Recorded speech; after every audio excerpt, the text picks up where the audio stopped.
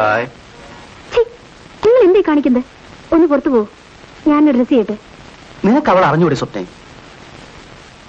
ആ കഴുത എന്തെങ്കിലും പറഞ്ഞെങ്കിൽ ദേഷ്യം പിടിക്കാൻ തുടങ്ങിയാൽ പിന്നെ നമുക്ക് അതിനേ നേരം ഉണ്ടാവുള്ളൂ. നിങ്ങൾ എനിക്കിത് ലൈൻ തരാനേ ഞാൻ അവരോട് പറഞ്ഞുള്ളൂ.